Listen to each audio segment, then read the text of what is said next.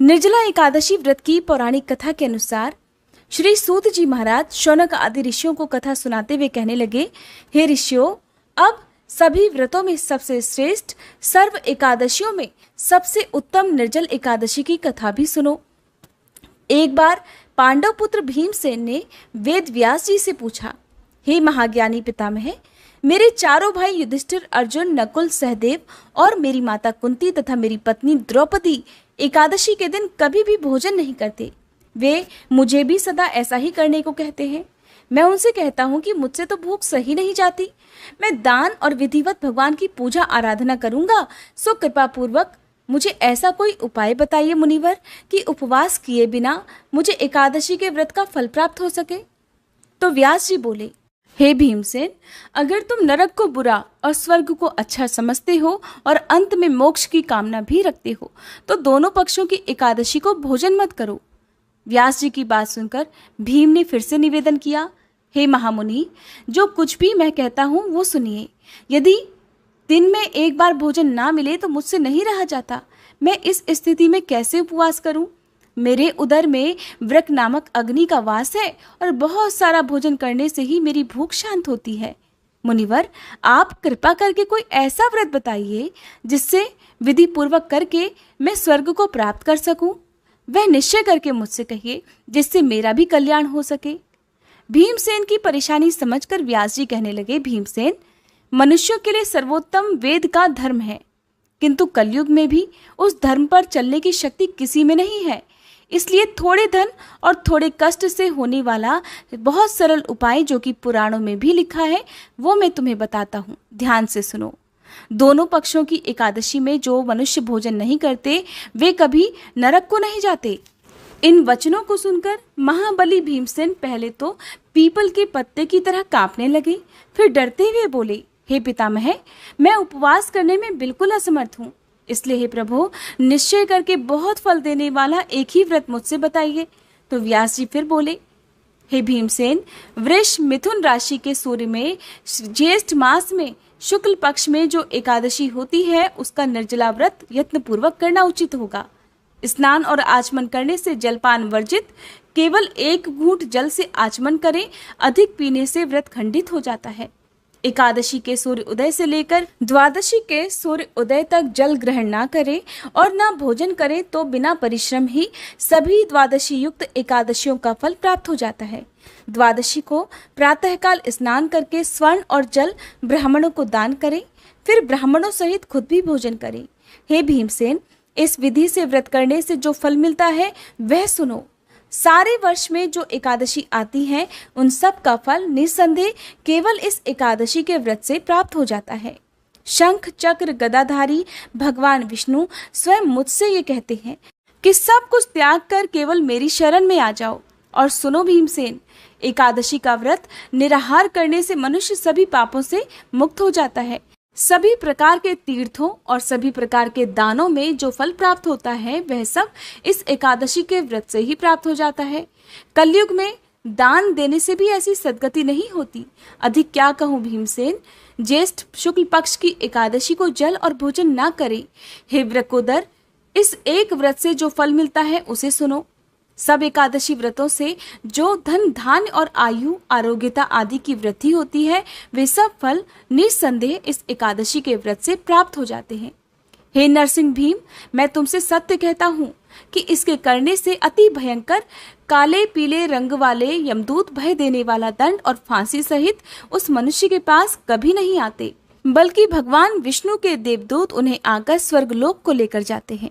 तब इस प्रकार वेद व्यास जी के कहने पर भीमसेन ने भी इस एकादशी का व्रत किया था, जिसके कारण इस एकादशी का नाम भीमसेनी एकादशी पड़ गया। ये थी निर्जला एकादशी की व्रत कथा। अब आप सभी भगवान कृष्ण की एक बहुत ही सुंदर कथा भी सुनिए। इस कथा को सुनने के बाद निश्चित ही आपके मन में भगवान के प्रति भक्ति और भी बढ़ जाएगी। अगर आप भी भक्ति के सागर में गोता लगाना चाहते हैं तो इस कथा को आप पूरा जरूर सुनिएगा। एक बार किसी गांव में हरिदास नाम का एक किसान रहा करता था और वो भगवान कृष्ण की बहुत पूजा करता था। उनका बहुत बड़ा भक्त था। लगभग हर महीने ही वह वृंदावन जाता और वहां भगवान को पेड़ों का भोग लगाता। वृंदावन में भगवान श्री कृष्ण को पेड़ों का भोग जरूर लगाया जाता है, क्योंकि ये भगवान कृष्ण के प्रिय भोगों में से एक है। वह किसान भगवान को भोग लगाने के बाद बचे हुए पेड़े प्रसाद रूप में घर लाता और आसपास के लोगों में बांट दिया करता था। लगभग कई सालों से यही क्रम चल रहा था। एक दिन वह किसान वृंदावन में बांके बिहारी जी के दर्शन करने जा रहा था। तभी रास्ते में उसने एक हलवाई की दुकान देखी, जिस पर एक खास तरह की मिठाई बन रही थी।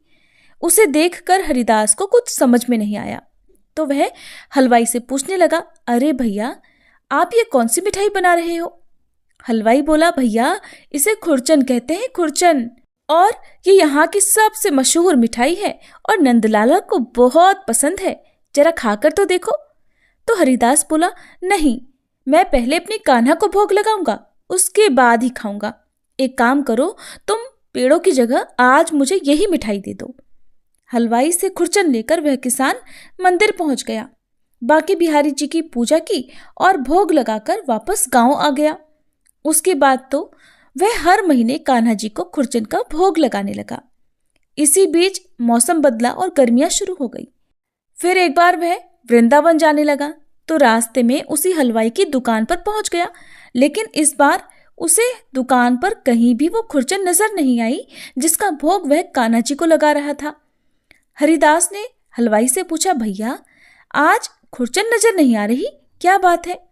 हलवाई बोला, भैया, गर्मियों में दूध की कमी हो जाती है और खुरचन बनाने में बहुत सारा दूध लगता है, इसलिए गर्मियों में खुरचन नहीं मिलती, और यहाँ नहीं बल्कि पूरे वृंदावन में आपको कहीं नहीं मिलेगी।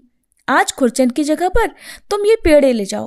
वह किसान कहने लगा, अरे भैया, मैं तो कान्हा जी को खुरचन का ही भोग लगाना चाहता हूँ, आप एक काम करो, मेरे लिए थोड़ी सी खुरचन बना दो। सुनकर हलवाई बोला, अरे खुरचन नहीं बन सकती, उसे बनाने में पूरा दिन लग जाता है, ना तो हमारे पास इतने छोटे बर्तन हैं जिसमें थोड़ी सी खुरचन बनाए। आप मेरी बात मानो, कान्हा जी को पेड़ों का भोग लगा दो। किसान ने सोचा, लगता है इस बार कान्हा जी को खुरचन का भोग नहीं मिलेगा, चलो पेड़े का ही भोग लगा देता हूँ। ऐसा कहकर उसने हलवाई से पेड़े लिए और भगवान को भोग लगाने के लिए मंदिर में पहुंच गया और भोग लगाकर वापस आ गया। जब अपने घर पर वह रात के समय सो रहा था तो उसके सपने में कान्हा जी बाल रूप में दिखाई दिए। उसने देखा नन्हे से कान्हा जी की आंखों से टप टप आंसू बह रहे हैं और उनके सामने पेड़े पड़े हुए हैं जिसका भोग उसने कान्हा जी को लगाया था। कान्हा जी को उदास होकर इस तरह रोते देखकर हरिदास की तो झट से नींद खुल गई। वह बहुत बेचैन हो उठा। उसे लगा उसके कान्हा जी बहुत नाराज हैं, दुखी हैं और उन्हें खुरचन का ही भोग चाहिए। और वह अपने मन में सपने को याद करके रात में ही पैदल वृंदावन के लिए चल पड़ा। रास्ते में वह चलता जा रहा था और किसी तरह चलते चलते वह हलवाई की उस दुकान पर पहुंच गया। वह लगातार सारी रात तक चलता रहा था। अब जब वह वृंदावन में उसी हलवाई की दुकान पर पहुंचा तो सवेरा होने वाला था। हलवाई भी इतने समय में उस किसान को अच्छी तरह से जान गया था, क्योंकि वह किसान भी लगभग हर महीने ही वृंदावन के उस हलवाई की दुकान पर पहुंच जाया करता, क्योंकि उसे अपने कान्हा जी के लिए खुरचन का भोग जो लेना था। हलवाई ने जब किसान को देखा तो कहने लगा, अरे भाई जी, इतनी सुबह सुबह क्या बात है? तो किसान बोला, अरे भैया, आप मुझे बता दो खुरचन कैसे बनेगी, नहीं तो मेरे नंदलाला तो भूखे रह जाएंगे। हलवाई बोला, हमारे जैसी खुरचन पूरे वृंदावन में कोई नहीं बनाता, हम तुम्हें कैसे बता दें? मुझे तो लगता है तुम्हें किसी हलवाई ने खुरचन के बारे में पता करने भेजा है कि कैसे खुरचन बनाई जाती है, क्योंकि इतनी स्वादिष्ट खुरचन तो केवल हमारी ही दुकान पर मिलती है। और यहाँ तुम कान्हा जी का नाम लेकर झूठी मनगढ़ंत कहानियां बना रहे हो ताकि मैं तुम्हें खुरचन बनाने की विधि बता दूं। चलो भागो यहाँ से और फिर कभी दोबारा नजर मत आना। हलवाई से डांट फटकार सुनकर किसान बेचारा दुखी हो गया और वह कान्हा जी के मंदिर के बाहर जाकर चुपचाप बैठ गया। दुख के मारे वह कान्हा जी के दर्शन करने भी नहीं गया। खाली हाथ जाता तो क्या करता? उसे तो नंदलाला के लिए खुरचन का भोग ही चाहिए था। अब इधर किसान को मंदिर की सीढ़ियों पर बैठे बैठे सुबह से शाम हो गई और वह भूखा प्यासा वहीं बैठा रहा और हरे कृष्ण का जाप करता रहा। शाम के समय किसी तरह वही हलवाई जिसने किसान को डांटकर भगा दिया था, हरिदास को यानी उस किसान को ढूंढते हुए आया और कहने लगा, भाई जी, मैं बहुत देर से आपको ढूंढ रहा हूं। आपको मैंने दुकान से भगा दिया और उसके बाद से ही मेरी दुकान पर तो एक भी ग्राहक नहीं आया। शाम तक सारी मिठाइयां ऐसे ही रखी रही और सारी बासी हो गई। आज से पहले तो कभी ऐसा नहीं हुआ। मुझे माफ कर दो। नंदलाला तुम्हारे द्वारा स्वयं मेरी मिठाई का भोग लेना चाह रहे थे और मैंने घमंड में आकर क्या किया, तुम्हें अपनी दुकान से डांट कर भगा दिया। अब चलो, मेरे साथ चलो, मैं तुम्हें खुरचन बना कर दूंगा। किसान कहने लगा, मुझे क्षमा करो भाई, मेरे कारण तुम्हें कष्ट हुआ। अपनी दुकान छोड़कर तुम्हें यहाँ मुझे ढूंढते हुए आना पड़ा। हलवाई बोला, आप पहले मेरे साथ चलो, मैंने बहुत सारा दूध मंगाया है।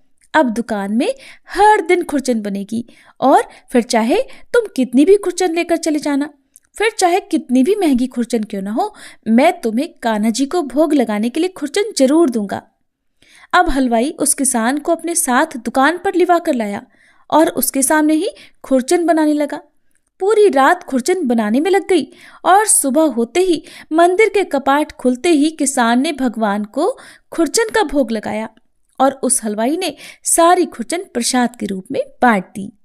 अब किसान के मन की जो बेचैनी थी, जो उदासी थी, वो भी दूर हो गई, क्योंकि उसके नंदलाला ने उसके हाथ से खुरचन का भोग जो ग्रहण कर लिया था।